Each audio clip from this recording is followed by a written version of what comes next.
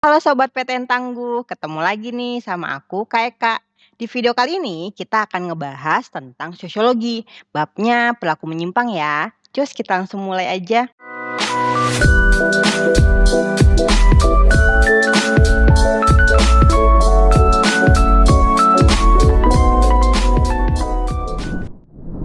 Sebelumnya apa sih perilaku menyimpang itu? Kira-kira kalau misalkan kalian ingat kata menyimpang, apa tuh menyimpang? Nah, menyimpang itu kan melenceng ya, atau istilahnya tidak sesuai. Nah, di sini kita akan ngebahas nih tentang definisi perilaku menyimpang. Nah, di sini ada definisi perilaku menyimpang menurut tokoh yaitu Marshall Berklinat dan Robert F. Meyer. Yang pertama, statistikal. Nah, perilaku menyimpang ini adalah tindakan yang melanggar nilai dan norma yang dianut sama masyarakat. Terus juga label. Label ini seseorang melakukan penyimpangan diawali dengan pemberikan cap atau label sama masyarakat. Dan terus juga relatif. Ingat ya, berbeda di tiap masyarakatnya. Jadi perilaku menyimpang itu di tiap tempatnya itu beda. Mungkin di sini menyimpang, di sana belum tentu menyimpang. Kayak misalkan pulang malam nih, mungkin kita yang di daerah perkotaan itu perempuan biasa pulang malam. Tapi kalau di daerah pedesaan, pasti dianggap orang nggak bener kan? Dan yang terakhir, kalau menurut Marshall Berklinat dan Robert Meyer ini ada absolut. Jadi absolut ini mutlak berdasarkan nilai dan norma yang dianut bersama. Jadi kesimpulannya adalah perilaku menyimpang itu adalah suatu tindakan yang melanggar nilai dan norma dalam masyarakat. Nah, selanjutnya ada penyebab perilaku menyimpang. Kenapa sih orang itu kok bisa ngelakuin penyimpangan? Nah, di sini kalau kita tarik garis merahnya, sebenarnya ada dua penyebab orang itu melakukan penyimpangan. Yang pertama, ada sosialisasi tidak sempurna. Kalau sosialisasi tidak sempurna ini ketika agen atau media sosialisasi memberikan sosialisasi yang nggak benar atau saling bertentangan. Agen sosialisasi ini siapa sih? Agen sosialisasi ini ya, ada keluarga, teman, lingkungan, sekolah, media massa. Ada 5 itu ya, ingat. Nah, di 5 itu misalkan gini, kayak keluarga kamu ngelarang kamu pacaran, tapi temen dan tontonan kamu itu tentang pacaran terus. Dan itu bisa berpotensi buat kamu ngelakuin penyimpangan tersebut. Dan yang kedua, ada sosialisasi subbudaya menyimpang. Kalau sosialisasi subbudaya menyimpang berarti kamu melakukan menyimpang ini melalui proses belajar dari kelompok yang menyimpang. Udah tahu itu menyimpang bukan dihindari tapi dideketin gitu. Misalkan kayak kamu punya teman, teman kamu ini adalah pemakai narkoba. Nah, kamu bukannya ngejauhin teman kamu itu malah ngedeketin. Suatu saat nanti pasti kamu akan menjadi pemakai narkoba juga. Nah, selanjutnya kita akan ngebahas tentang teori perilaku menyimpang. Di teori perilaku menyimpang ini ada 3 teori yang ngebahas tentang perilaku menyimpang. Yang pertama ada teori anomi.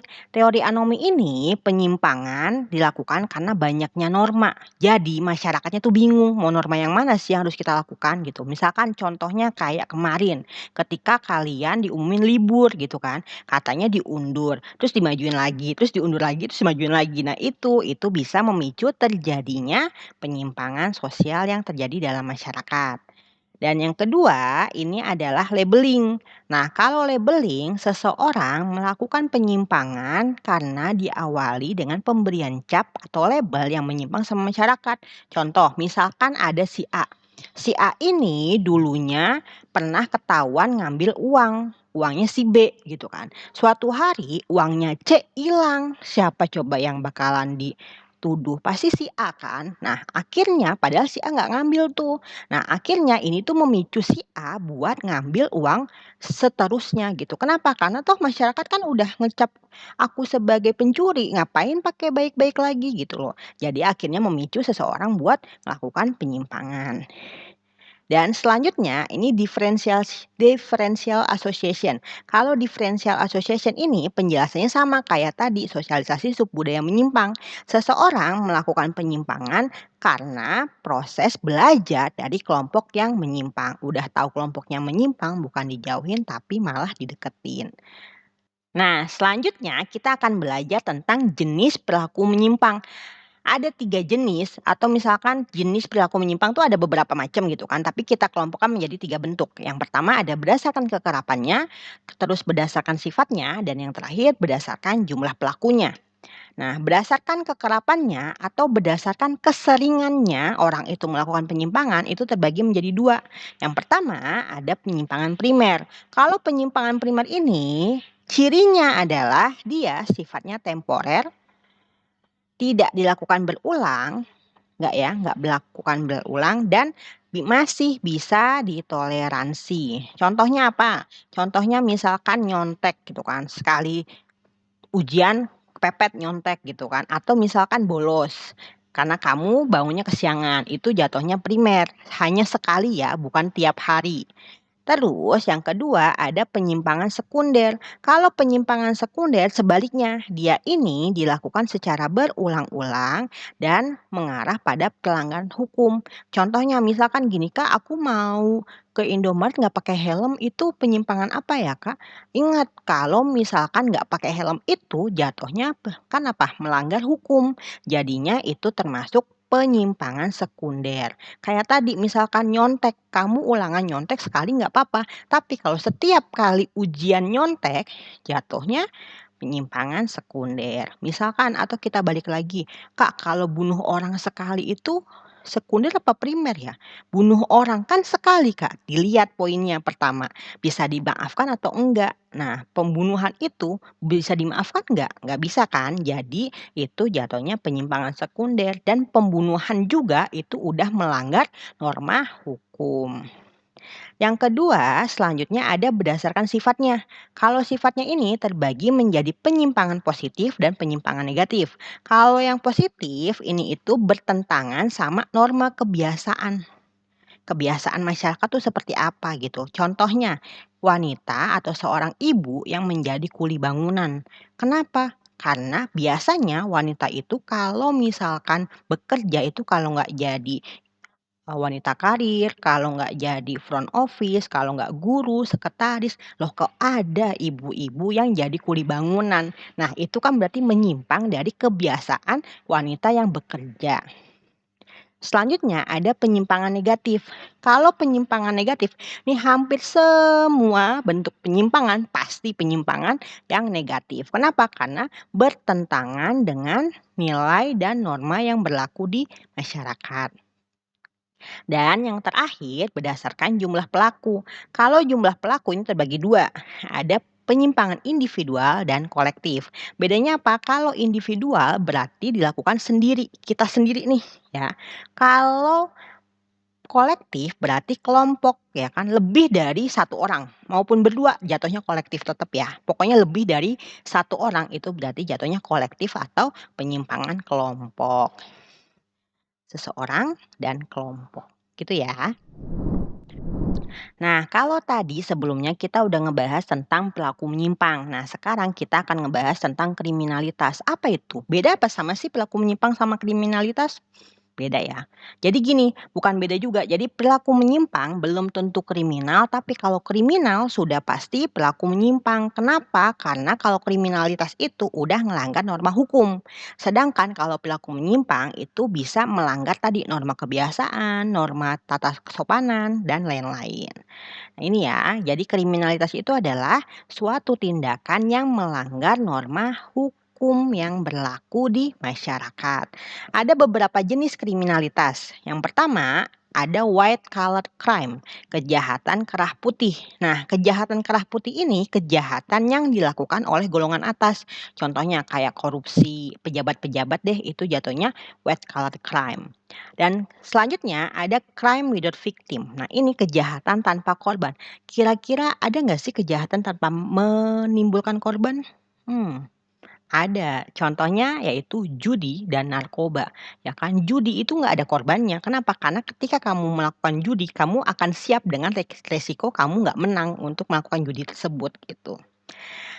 Selanjutnya ada organized crime. Organized crime ini kejahatan terorganisir. Hampir seluruh kejahatan pasti terorganisir deh kayaknya, ya kan? Kayak begal, pembunuhan, penjamretan, pencopetan, dan lain-lain. Dan yang terakhir, corporate crime atau kejahatan korporasi. Kejahatan korporasi ini dilakukan buat ngambil untung sebesar-besarnya. Biasanya dilakukan perusahaan. Contohnya kayak make up pakai merkuri atau bakso yang pakai boraks gitu atau pakai daging tikus, atau misalkan makanan yang kadaluarsa dijual lagi, kayak gitu. Nah, mungkin sampai di sini materinya, kita akan lanjut ke soal SBMPTN-nya ya. Oke, di sini kita akan ngebahas nih soal UTBK di tahun 2019. Penyimpangan merupakan perilaku yang oleh sejumlah besar orang dianggap sebagai hal tercela dan di luar batas toleransi. Pada hakikatnya, suatu tindakan dianggap menyimpang apabila A. Dilakukan untuk tujuan tertentu, B. Dilakukan sebagian kecil orang, C. Terjadi pelanggaran norma, D. Dapat ditoleransi masyarakat, E. Berdampak negatif bagi individu. Nah, kalau kamu ngerjain soal UTBK sosiologi, ingat pasti di dalam soalnya itu ada kata kuncinya yang bakal ngasih kamu ke jawabannya. Nih ya, penyimpangan adalah hal yang tercela dan di luar batas toleransi. Ya kan? Nah, ini tindakan apabila jawaban yang betul yaitu yang dilakukan untuk tujuan tertentu? Enggak ya, ini tuh baik malah bagus gitu kan. Dilakukan sebagian kecil orang? Enggak juga, ada juga kok yang mayoritas gitu kan. Terjadi pelanggaran norma, ini bisa kita keep. Dapat ditoleransi masyarakat, ini kan katanya nih di luar batas toleransi, berarti enggak ya. Oke, berdampak negatif bagi individu. Ini juga enggak ya, berarti jawaban yang betul itu adalah yang C, terjadi pelanggaran norma. Ingat, definisi dari perilaku menyimpang yaitu tindakan yang melanggar nilai dan norma yang berlaku di masyarakat. Nomor 2, ini soal nomor 2 tentang UTBK tahun 2018. Nah, ini soalnya tentang pilihan yang 1, 2, 3, 4 ya. Tindakan-tindakan seperti menarik diri dari pergaulan, kecanduan media sosial, tidak patuh pada aturan yang berlaku, dan suka menyalahkan orang lain merupakan 1. Krisis sosial, 2. Kesenjangan sosial, 3. Deviasi sosial, 4. Antisosial. Sini kita cari kata kuncinya ya. Menarik diri dari pergaulan, kecanduan medsos, ya kan? Tidak patuh pada peraturan yang berlaku, berarti dan suka menyalahkan orang lain, berarti dia termasuk yang mana? Krisis sosial ya enggak? Enggak ya, krisis sosial ini adalah lagi krisis sosial itu banyaknya masalah sosial yang timbul di permukaan, di masyarakat gitu. Kesenjangan sosial juga bukan ya, kesenjangan sosial ini adalah adanya jarak antara si kaya dan si miskin. Jadi yang kaya makin kaya, si yang miskin makin miskin. Terus deviasi sosial. Nah, deviasi sosial bisa ini adalah penyimpangan, pelaku menyimpang atau juga di sini antisosial atau ansos. Nah, jawabannya yang betul adalah yang D. Nah, kenapa D aja? Itu jawaban 4 aja yang betul. Kalau 3 dan 4 kan nggak ada pilihannya kan. Oke, soal terakhir ini ada di UTBK tahun 2017. Penggunaan dengan sengaja bahan berbahaya pada kosmetik berupa merkuri atau logam berat lainnya dengan tujuan agar harga jualnya lebih murah dapat dikategorikan sebagai kejahatan A. Individu, B. Tanpa korban, C. Korporasi, D. Lingkungan, E. Kerah putih. Nah, di sini soalnya adalah dengan sengaja bahan berbahaya pada kosmetik dengan tujuannya buat harga jualnya lebih murah. Nah, berarti ini termasuk kejahatan individu, enggak ya? Karena ini pasti perusahaan, enggak mungkin sendirian kan? Tanpa korban, enggak juga. Kan ini para penggunanya pasti korbannya gitu kan. Korporasi bisa kita keep, korporasi itu adalah perusahaan. Lingkungan, ada enggak kejahatan lingkungan? Itu kan enggak ada ya, berarti bukan. Kerah putih, apakah soal ini dilakukan oleh kelas atas? Enggak ya. Nah, jadi jawaban yang betul itu adalah yang C, korporasi. Oke, sampai di sini dulu ya video pembelajaran kita kali ini. Semoga bermanfaat buat kalian dan sampai jumpa di video pembelajaran selanjutnya. Bye-bye. Terima kasih sudah menonton video ini. Like jika video ini bermanfaat, subscribe untuk bantu channel kami. Dan jika kamu punya pertanyaan, silahkan komen di bawah ya. Sampai berjumpa lagi di video selanjutnya.